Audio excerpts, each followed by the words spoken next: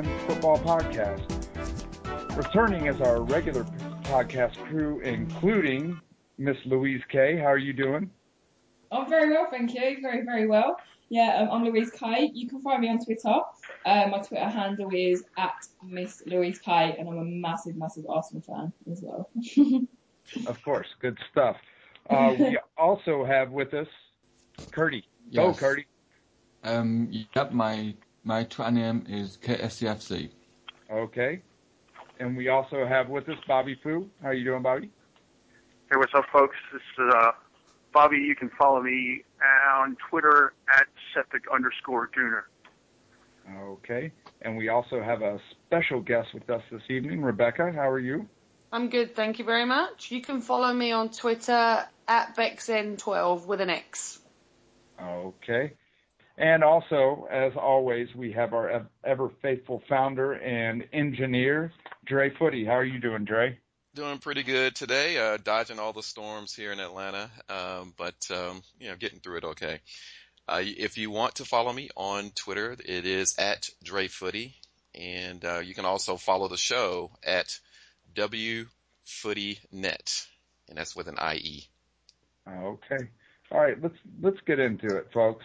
There were some games today in England. We can kind of discuss those if you want. Some of them gave me a heart attack personally. I know which one. We can also talk about the FA Cup. You know, the topics are kind of up to you, and you move with it as you feel comfortable. And we're gonna start with Bobby Fu. Well, it's interesting that I'm just going to say that the fact that we play such the Arsenal played such in the first half of the last 6 matches is really disappointing. Bobby starts in rare form. Well, let's face it. Already I'm a sweary Mary. Thank you. To be honest, who are we? Wigan? Are we Reading? No, we have better players than that. We have, I think we have better players than that, for crying out loud. And just to play so badly and look badly, I think that's probably worse. I think that's worse, is the players that are not performing well. And of course, having Santos come off the bench as your next left back is just it's really hard to stomach, even though I like him. I think he's a good player. He's just not a left back. And of course, I guess the Arsenal have been saying that since Ashley Cole left. But a decent result. I think a lot of people would say unfair to Liverpool, but they can go steal another car stereo as far as I'm concerned. Okay. Moving on. Rebecca, our first Leeds supporter to be on the podcast. I would love it if you would gloat about your FA Cup win. Well, I'll gloat because it's a great result. It's always good when Leeds have always been a Premiership side, except for the past 5-6 years. But, beating a Premiership team's always a good bragging point. But, it's great that we're winning FA Cup games, 2 or 3 here and there for an upset. But what's more frustrating is just being stuck in the Championship for the last however many years. So it's great. It's great to beat Tottenham. I watched the game. It wasn't very pretty. It was very what's the word? It was very in and out. There was no rhythm. There was no fluidity to it. It was just stop, start. Leeds were doing everything they could to prevent every form of rhythm or momentum for Tottenham, which was good on their part. But great result for Leeds. But I just wish we could get out of that bloody Championship. Well, it'll happen. It'll happen. Not if we keep selling our best players. Like, have you heard about the transfer news today with the straight swap for Norwich? Yes. For Becchio? Every time we seem to get decent players, we sell them or we move on. We seem to be the feeder team for Norwich right now, which is a little bit annoying because they're not exactly very good, are they? No. No offence to Norwich or the Canaries, but, not very good. Well, yes. I'll take a win in the Okay, point made. I'll take a massive upset against Man City as well, because everybody hates the City scum. I would too. Yes, absolutely. Curdy. Yeah, well, feeding on what Bobby said, Arsenal did play really, really poor tonight, or yesterday, whatever you want to call it. And it was just a really poor performance. And the goalkeeper Szczesny, he didn't really have a good game. I mean, what was it, 20 minutes in where he almost gave a ball away. He just didn't really have a good performance at all. And then in the second half, they really came out their shell a bit more, and they were 2-0 down. They did great to start to come back and get 2 goals back. There was some Theo Walcott. It was a great finish from him. Jordan Henderson. It was just pretty much a tap in for him for Liverpool. And then I agree with what Beck said. There was just no fluidity to the style of play, and that also kind of feeds into the Tuesday night's game, Sunderland versus Swansea. I don't know if any of you have seen that game, but we just played absolutely awful from start to finish. We could get the ball in our own half, we could pass it around well, but when it got up to our forwards, you've got Stefan Sessegnon, James McLean came on towards the end, Stephen Fletcher, he was starting up front, and the kind of link-up play between Adam Johnson, Stephen Fletcher, and Stefan Sessegnon was just awful. They just couldn't play as a team, they just couldn't gel properly. And it was kind of the same performances we've seen throughout the first half of the season, where it's all there. We've got the tools we need. We've got a strong defence, a strong midfield line, but they just can't play well together. And I'm not sure if it was because we were against a team that's pushing for Europe, or if it was just because it was an evening game, and we've never really been strong this season. Evening games, we have won a couple, but we can never really seem to play. In the first half of the season, it was just a complete repeat of what we've seen on Tuesday night. Yeah, I think across the board we're seeing some very interesting psychology going on with teams this season. I'm paying more attention this year, for me personally, because it's my first real year coaching, having my own club and whatnot. So I'm starting to pay attention to things like, the psychology or what I think the psychology is going on in the field. And several clubs are having some real interesting stuff going on. Just watching the heads drop when they get behind instead of fighting, things like that. And Sunderland is one of those teams, much like Aston Villa, that you just wonder what's really going on, because it seems to me they have the staff to be doing better than they're doing, or at least playing more fluid football. Yeah. But moving on, Louise. Hi, yeah, I watched. I didn't see the FA Cup game this, which is kind of reflects how today's game seemed, really. That Arsenal just kind of struggling at the minute. We're not a bad team. I refuse to believe we're a bad team, but I can't refuse to believe that we can be top 4 and stuff, but how we're playing, it's just, I'm kind of reiterating what I said a couple of weeks ago. It's just a bit disappointing. I'm clutching at straws, but obviously it was nice to have a point from tonight's game against Liverpool, but really, there was a couple of really, really sloppy kind of actions that happened that made Liverpool score, so it shouldn't have been like that, We should be doing so much better than what we are. But, yeah, it's joys of being an Arsenal fan, I guess, isn't it? Yeah. Arsenal had their moments, but it's just not very pretty or fluid football, all said and done. And as I tweeted today, I have now lost all confidence in Andre Santos. Playing left back. today. He can maybe play something else, because I really like him as a player. Yeah, you were giving him praises not long ago.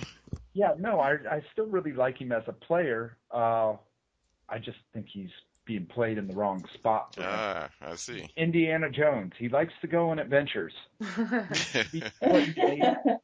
He needs to be put in a place to where he can go on adventures. You know, I mean, maybe it's something in the water in Brazil, but I mean, Brazilians don't really tend to like to stand still. And he's being kind of asked to stand in one spot and defend, and you can see it's not in his psychological makeup to do that. Let's put him in a spot and make him useful.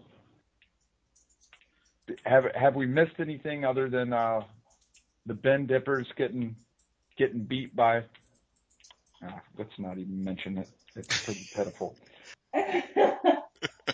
I mean, I mean that's just my opinion. Anyone else can add in what they want to add in, but and their manager even came out and anyway. Let's move on from that. Just a good day. Just a good day. Yeah. Where's Faz? Oh, never mind. Yeah. she's gonna get me for that one. Miss Rebecca Nolan, you're a former women's silverback player here in Atlanta, and we're very appreciative that you were joining us tonight.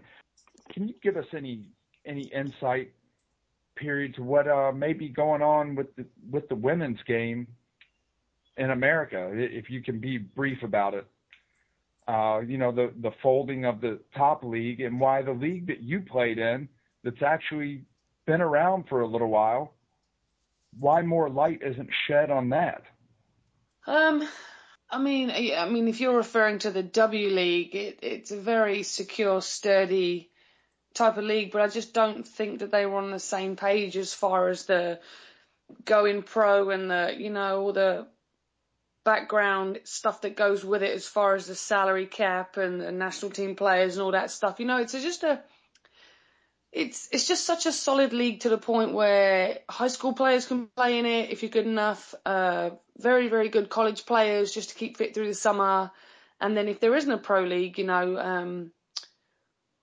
senior players that are on the national team or ex-professional players. But I think it would have ruined the W League if they'd have turned into a pro league. But I mean, as far as the women's game in America, it's brilliant. A couple of American players have gone over to Europe. They've gone to France, and there's a couple in Germany and Sweden, and the technical game over there is brilliant. But there's a couple of American players over in England too, which is fantastic. But you just can't beat the athleticism over here in America. Right. I mean, you just can't. Players just need to accept right now that you should receive a small salary to start off with, and then, do something within the club, whether it's coaching, academy staff, academy director, I don't know, stacking shelves, paperwork, just something on the outside as a second job to kind of support yourself financially, just like the MLS back in the day. I mean, even rookies on the MLS don't get paid that much, unless you're like really good and you go in the first round of the draft. But we just need we just need to accept that, take a little bit of money here. Let's see if it grows. Let's see if it stabilizes over the next couple of years. And then, as soon as the TV rights come in or more interest in advertising and marketing, and then the money shows up, then start to increase the wages. I think they've taken the right step in US soccer, Mexican Federation and the Canadian federations in paying that certain amount of players on their national teams. That's a good start, because it does free up money for the other free agents to play. So right. It's just frustrating, but let's see if it gets past this year and it's a little bit more secure and hopefully it'll grow from there. But they just need to take baby steps, in my personal opinion. Now, I've got a lot of friends that I've played with in the WPS, and I know what they sacrifice to play professionally and everything, but just got to take baby steps, season by season, not get too carried away. Yeah, and anyone can chime in on this next question. What baffles me about the women's game here is that it seems like in the rest of the world, these women's teams, there's the Arsenal ladies, the Yeah. Man United ladies. They're attached to these, other clubs. Why in the United States do you think we just have to be rogue and try to create something out of nothing when there's something there that you can attach these women's teams to that already have a name to kind of build on that? Why not build off the momentum that's already available? Why try to create something out of thin air? Kind of like the Silverbacks ladies, and I know Silverbacks ladies are only attached to the Silverbacks in name only and branding only, for the most part. But I mean, still, it's attached to a men's professional team. You follow what I'm saying? Yeah, I do follow what you're saying. Going back to the Arsenal ladies, they were very, very successful before the men actually started putting some serious money into them. I'm not sure. When I played at Kennesaw State, we went over to England in 2005 on tour and we played Man United ladies. And even though Man United ladies played at Old Trafford Centre where they used to train, they all had different types of Man United jerseys on. They weren't very good. We beat them. We were decent back then. We won the D2 National Championship a couple of years before that, but they weren't very good.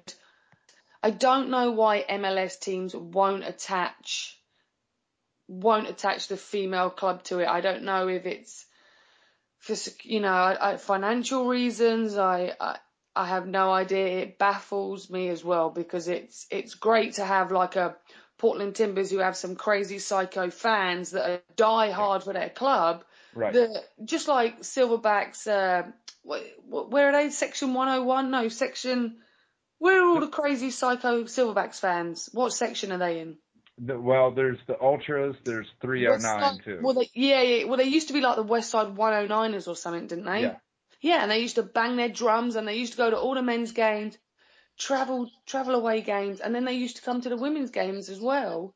Yeah. I don't know why they wouldn't have a female team for the Portland Timbers or Seattle or someone where most fans, or some fans at least, will show up and support them, especially with the appealing female players they've got these days, like Alex Morgan and Tobin Heath and, faces of the game. Absolutely. Thank you for that, Rebecca. I appreciate that banter. That shed some light on some things, and I'm not the only one that thinks U.S. is a little out of touch in some areas. What do we all think about why always me going back to Italy? Well, he's going to be really missed. He's going to be so missed. Not so much for his football, but just more the fact that he's proper crazy. Everyone I know on my Twitter has just been like, the Premiership is not going to be the same without him. Because he's so unreliable and he's like a bomb just waiting to go off, and he does some stupid things. But in terms of football, I mean, like, I'm not going to miss him, obviously. I'm an Arsenal fan. But in terms of banter and fun, he's really, really going to be missed, definitely. Yeah. Curdy? Well, apparently AC Milan tried to make it official, but I think they were just trying to jump the gun with that one. But I do think he'll probably go AC Milan, and the deal should be almost done. I'm not too sure what's going on over there, but he was always likely to leave, and I think Roberto Mancini just decided to give up on him because he's a bit of an idiot, if truth be told. And he's had bust ups. He's started a firework display in his own house. He's good fun to watch. And I can remember when he was in America a couple of years ago, when it was still in play, and he just decided to try that back heel when he was pretty much one-on-one with the goalkeeper. Yeah. It just went wide when he was on the Manchester City North American tour thingy. Yeah. And he's just a complete idiot, and it is banter basically. I like a bit of banter, but he's just a complete idiot. He's fun, but an idiot. Yeah, he is. He's a melt. Yeah. I mean, I think, he wants first team football all the time, and he's not, it's City. No, they're so stacked right now. He's not going to get that. But I mean, it looks like over the summer, the Citizens are going to be losing a lot of players. Zeko wants to go. So, Fu, what are your thoughts on that?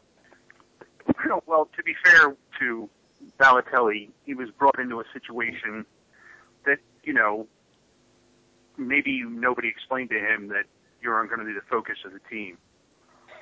And since I believe Mancini is probably, I don't know, I think he could be managing Villa worse than Paul Lambert can right now. I'm going to be honest with you, I don't think he's a very good manager. And they just threw these players at him that they bought, and he's like, well, what do I do? I've never had a dearth of experience and skill ever. I mean, they have a stacked midfield, they have a stacked front line, they have a stacked, they have 7 international defenders, and he has no idea how to play them. He has no idea how to play them, and conversely, the squad is like, well, what are we supposed to do? I mean, the only 2 players that probably that know the role as a squad player is Gareth Barry and James Milner, who are the 2 donkeys of that entire team. Yep. And maybe everyone should have been told, hey, we're going to rotate everyone. I don't care who you are, who you play for, where you've played, we're going to rotate you, and that's how it's going to be. And yes, even you, Tevez, you can take every 3rd week off and go play golf wherever you want to go play golf. But instead, we gave you 6 months off, and you got to get paid while you did it. Good gravy train. It's a lunatic. If they ever get a real manager, someone at the Premier League is in trouble. If they get someone who can manage and deal with egos correctly at that level, the Premier League is in trouble. And Balotelli going to Milan, that's great for him. It's good for him. He gets to go back and speak his native language, and he gets to get followed around and hounded by the Italian press instead of the English press. Yep, and he'll eat that up. His ego will eat that up. Rebecca, what are your thoughts on why always me? Well, first of all, harsh words about James Milner. He's a Leeds boy through and through, so ouch. Naughty. I'm a fan of someone that just works hard, tirelessly, effortlessly for their team, and James Milner is one of those. And I like Gareth Barry, but oh my god, I could probably beat him in a 100-meter race, and I am not gifted with pace. But as far as Mario Balotelli, it takes a certain type of player to make it in the Premier League, and he's obviously just not that type of player. So good luck to him wherever he goes. Good riddance. And I don't enjoy watching him play. He's got an attitude. He picks and chooses when he works hard, and it just annoys me. So I don't enjoy watching him play. So good riddance. Absolutely. And I was waiting for someone to make that point. He is. Dre might take issue with me, but he kind of reminds me of Ronaldo a bit. He's much worse than that. Come on. Well, yeah, but I mean, Ronaldo does the same thing. He picks and chooses when he's going to track back to help his team. Balotelli he's like, you should give me the ball, and then all eyes should be on me because I'm going to do something magical. And other than that, I'm not helping anybody. I'm not passing the ball unless someone is screaming at me to pass the ball. Yeah, I'm not going to pick my head up. This is Dre Footy. You have something to say there, but I think Ronaldo and Balotelli is night and day as far as I'm concerned. But to Fu's point, he's in the wrong place. He's in the wrong league, just like Beck said. But he also had the wrong manager, wrong team. I think he's going to prosper going back to AC Milan. Oh, absolutely. It's his environment. It's where it's slow soccer and it's boring soccer. That's why he needs to go back to Italy. Yeah, and he can be the focal point and massage his ego. I mean, absolutely. That's where he can't do that in England. England is a rough and tumble place, and the press were not going to be his friend. Absolutely. So, but I'm with everybody here. Good riddance, but I'll miss the stories. Now tell me this, everyone. How does everyone feel about Newcastle now becoming the French team in the Premier League? Going down. I find it quite fascinating because next season Cardiff are going to get promoted, so that'll be like one Welsh team going up and one French team going down. You know, they're going to be pretty much the first French football team in the championship. Hey, Kurt, don't hold back. What you really think about that? And the funny thing is, Alan Pardew, he thinks that these new signings are magicians, but you know they're not. It's just like, you know, you can't expect him to make a sudden impact. He's changed his squad around a bit too much, and Johan Gouffran, he doesn't really have any idea how to play in the Premier League, and you know, English football compared to French football, it's just completely different. And you know, you can call it xenophobic, but you know, the Premier League's a lot more physical than the French league, and that's just plain logic. Yeah, everyone feel free to chime in, but I don't think his signings are going to have much of any impact. I think, you know, maybe they get relegated, maybe they don't, but I think Newcastle at this point are definitely doomed to mediocrity at the very best. I think they're doomed. I don't think Newcastle are going to get relegated. There's just so much going on right now with QPR, Villa, Wigan, Southampton, Reading. I mean, Reading have pulled out a couple of great second halves, but you know, they're just like Arsenal, they've got to do it from the whistle. But yeah. What stuns me and confuses me is what the hell attracts French players to the city of Newcastle. Exactly, it's a f***ing dump. I never said that. I did not say that. But you know it's true. But you're not going to argue the point. No, I'm not going to argue the point, but I don't see any of these signings for Pardew doing anything except, you know, you're going to end up at end of the season with a bunch of angry Geordies. God help us all if they decide to go south. Might rob everybody. I think the owner is going to be a little bit more angry than anyone. And a couple of years ago, you know, he was firing his coaches left, right, and centre. So if anyone's going to be unhappy in Geordie Town, it's the owner that changed the stadium to Sports Direct and upset so many Geordies and so on and so forth. So it's gonna get messy if they don't start to turn it around. He should never ever been able to buy that team. He's just a fat man. He's got loads of money. Like, it's ridiculous. Didn't he like win the lottery or something and bought the team? It was something crazy. Yeah, he was like a bricklayer or something, wasn't he? He was like a construction guy. I don't know. Yeah, exactly. He's just a fat man who eats pies who's come in and them up. Sorry, this is my language, but yeah. You started, Foo? Yeah, I mean, it's contagious. Yeah. Yeah, I just don't. I don't know. I think Newcastle will stay up. I think we're definitely going to see QPR go down. Anyone else have any thoughts on who might be going down? Well, Aston Villa, I mean, I think they probably will go down because they're on a minus 26 goal difference. Right. And that just shows how weak their defence has been. And then you've got Reading, who aren't, you know, they aren't really safe at the moment because they're still level with the relegation zone. And then right down at the bottom you've got QPR, who are 4 points from safety. And you know, they've got Harry Redknapp in charge, and I haven't really seen much of an improvement with QPR ever since he came in charge. I mean, you know, you have seen a bit of an upside lately since Redknapp came in charge, but other than that, they're not looking good at all. I reckon QPR are damaged for the bottom. And then you've got Wigan, who, you know, they're only really 1 point. They could only be 1 point from being safe. So I think Wigan might, you know, do what they did last season and the season before. Just somehow pull out a miracle. Yeah. And manage to stay up. And then, you know, Reading, Southampton, Newcastle, them three are all fighting for survival as well. But I think it'll be QPR, Aston Villa and Newcastle that end up in the bottom three. Well, one can hope about Newcastle. QPR is actually kind of interesting to me, only for the fact that it was a Mark Hughes team. Seems like everything that Mark Hughes touches goes to Yep. I mean, if any other top flight club hires this man, they need a CAT scan because something is obviously wrong with their head.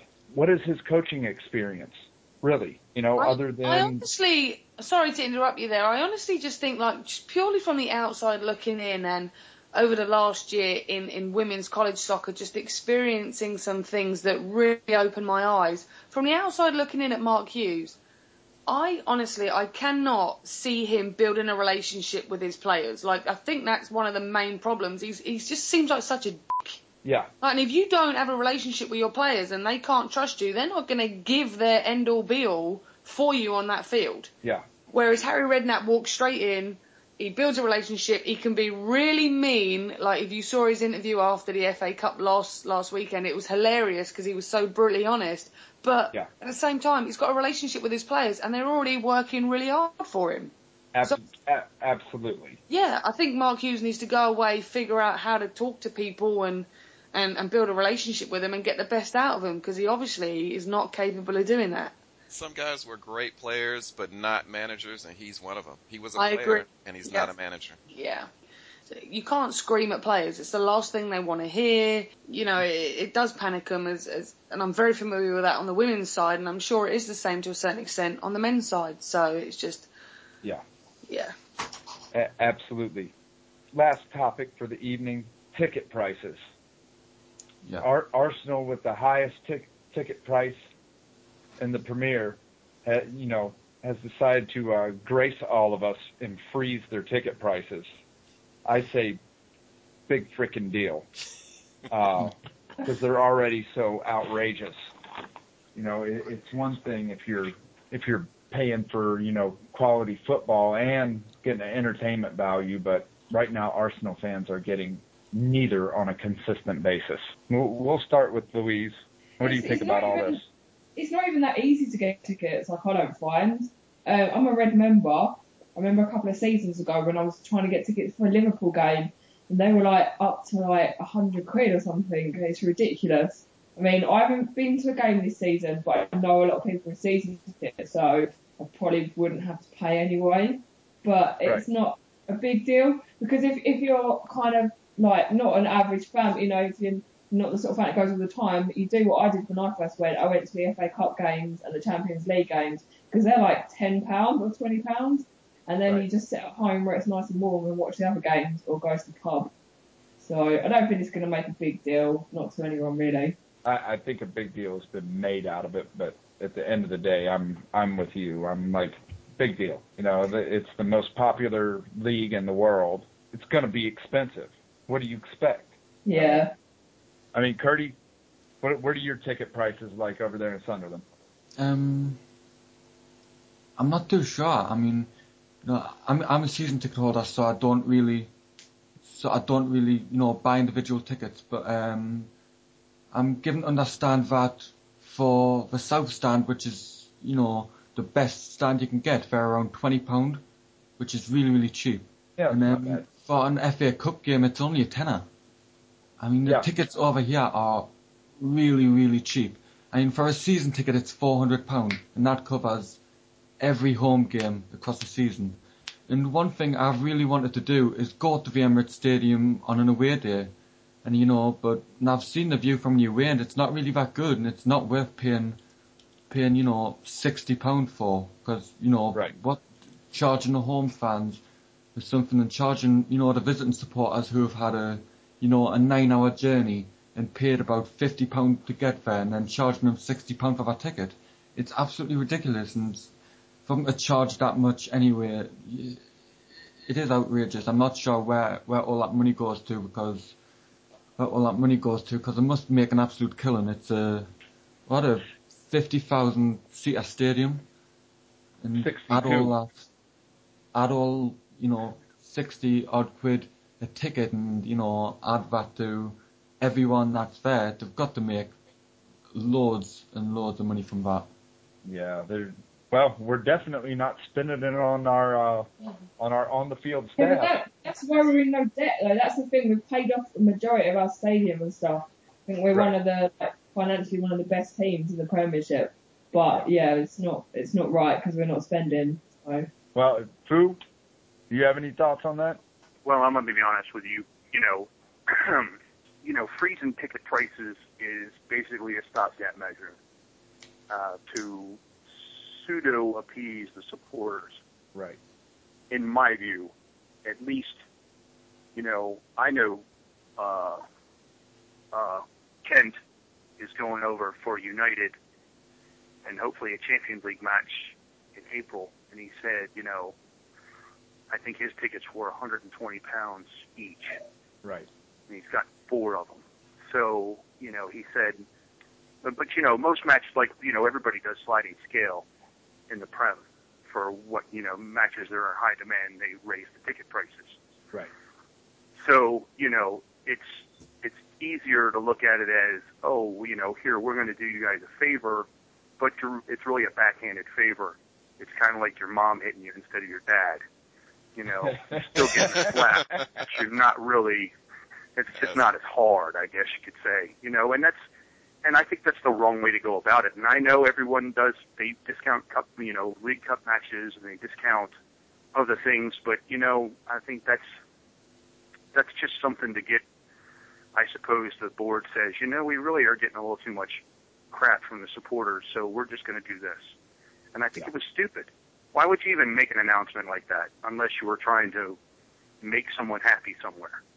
And that was a PR move, and I think it was silly. Rebecca, what are Leeds tickets like? You're asking someone that's lived in the States for 9 years. I have no idea how much a Leeds United ticket is, as bad as that sounds, being a supporter, but I know it ain't £62. Right. Yeah. So, but, touching on the old Arsenal thing, I mean, they're in a major meltdown right now, this club. There's so many different things that people are moaning about. Charging the crazy ticket prices, Arsene Wenger not having the money to buy the players, not finishing in the top 3. Like, I mean, is it a case of freezing the prices just to cause a distraction from the fact that he's not buying in the January window? Is it? I mean, I don't know. I mean, it's major meltdown for Arsenal.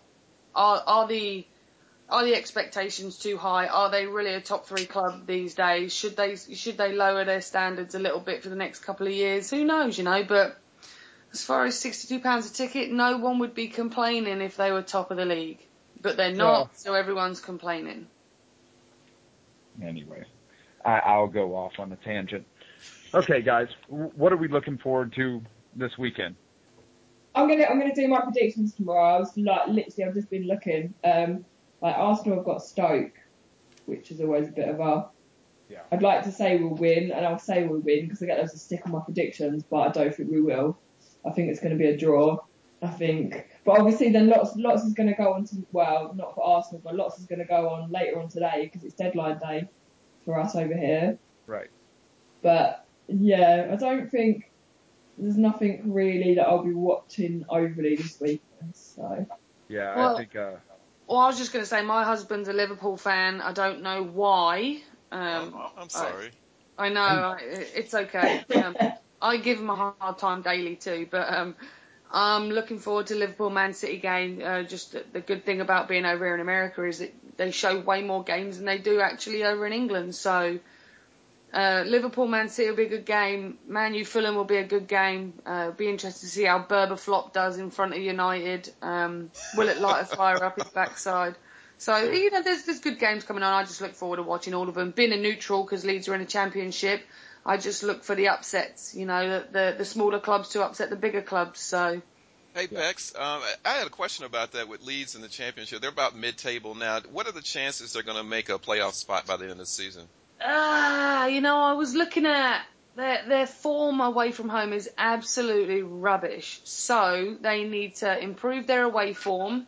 And there's about a 7-point gap between 6th place playoff spot for Middlesbrough. So 8 points and 9 points between 5th and 4th. So it's close, but they've got to start winning away games. They can't just keep winning and tying home games and losing the majority of the away games. So I don't know. I mean, I'm not a fan of Neil Warnock. If they get rid of Becchio, I mean, I say their chances are slim. But we'll see. Yep. Fu, what are you looking forward to? Well, I was just looking over the fixtures, and I know we have Stoke at home. Land the time that forgot visiting the Emirates, but actually, the land of football forgot. Wigan plays at home against Southampton, and I think Roberto Martinez starts waving his magic wand starting this week. And they're going to not go down. I'm going to be honest with you. I think somehow Wigan stays up because they're going to put that run of games together between now and the end of February, and they'll stay up. And but I would like to see the Scum lose to the Baggies. That would really make my day. I might actually get to watch some of that match. Nothing makes me happier than to see Tottenham lose. Except an Arsenal win. Maybe Arsenal 3 points, that would make me happier. But to be honest with you, seeing the enemy lose is just way more fun. Which made today so much worse because they didn't lose. Right. And it was a Carol. And, and Norwich has been playing horrible, too. Now, who did Leeds? Leeds got Snodgrass for Becchio? No, Snodgrass is already at Norwich. I think, what was his name? Morrison. Yeah. They're looking to do. Morrison. Yeah, the guy that played for Millwall and scored and led them up from the second division. Yeah. I know. It's a backwards move. Yeah, he's not a. He's not a Premier League, or he is a first. Actually, he is a first division player though. He is a first division player or a second division player. He's not a first division player, which is why he never made it onto the field at Norwich. Exactly. So maybe he'll do well by you. Well, it's like Grant Holt's a second division player. He's not a first division player. Yeah. Who else played for Norwich City that was just scored bags of goals and went up to the Premier League and looked like an idiot? Nathan Ellington. He's one of the guys that was the same. Banged him in. Bobby Zamora is another player that doesn't deserve to be in the Premier League. He's a brilliant lower league player, but just doesn't seem to perform. Robbie Earnshaw, another one, just bangs in goals in the second division, but gets up in the first division, and just doesn't play well at all. Right. I don't know. Maybe personally, I'll help you guys get promoted. I would really like to see Leeds back because you certainly have a stadium for it, and you have the supporters deserve it as much as I. Yeah, we got the stadium and the supporters, but right now, I mean, Ken Bates is stepping down at the end of the season. Thank you, Jesus. Neil, I mean, I guess, who have we got? We got some foreigners that have bought the club. I mean, whatever gets the job done. We just got to, every time a player from Leeds gets a little bit of interest from a Premier League team, they move on to the Premier League. Whether they're Premier League material or not is a whole nother discussion, but we just got to keep a hold of those players for a couple of seasons so we can get back up there and then, move on. It's just frustrating, but we'll see. Curdy. Yep. Well, Newcastle have Chelsea at St James's Park, and I'm really looking forward to seeing the unwashed get absolutely stuffed off the European champions. And that could be the start of Newcastle's relegation. So hopefully, they'll lose to Chelsea, and we're away at Reading, and I'm not too sure how that game will plan out, but we're 11th right now. We're against Reading, who's hovering above the relegation zone. And I'm not too sure how Reading's form's been this season at home. I haven't really been following them that much. But I'm really looking forward to seeing how that game pans out, if we can get 3 points, which I'm hoping we can. And another match I'm looking forward to on Sunday, Manchester City versus Liverpool. Mainly because my dad's a Liverpool fan, so I'm hoping that Liverpool get absolutely stuffed. I mean, I'm really hoping Liverpool lose to Manchester City because he doesn't like Manchester City, and I really want to see Liverpool just so I can gloat. Oh well, it's gonna be quite a day in the Hunt household. There's always that. If Newcastle go down, I'm coming to Sunderland because I want to watch that party unfold. Yeah, absolutely. I'm getting on. It'll be a party all summer long, so yeah. Get on the plane. Well, all right, guys. I'd like to thank our special guest, Rebecca Nolan, for joining us today. And as for the rest of the crew, we'll do it again next week. Brilliant. Thanks very much.